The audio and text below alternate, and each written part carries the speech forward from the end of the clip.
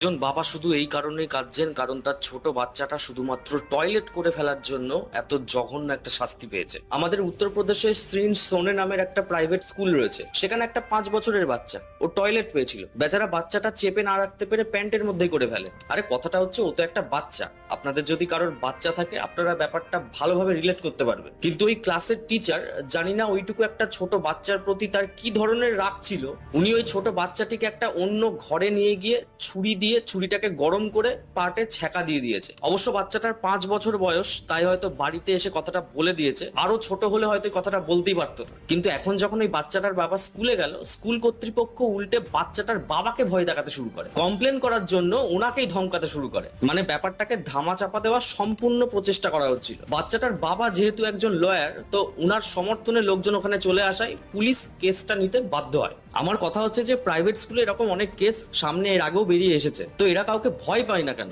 উচ্চ পর্যায়ে কোনো ব্যাক সাপোর্ট এদের মধ্যে রয়েছে কিনা সেটা জানা অবশ্যই প্রয়োজন। আর যদি বাচ্চাদেরকে আপনারা সামলাতে না পারেন বা নিজেদের বাড়ির রাগ যদি এদের ওপর ছাড়েন, তাহলে ভাই আপনাদের চাকরি করার প্রয়োজন নেই, আপনারা বাড়িতেই থাকুন।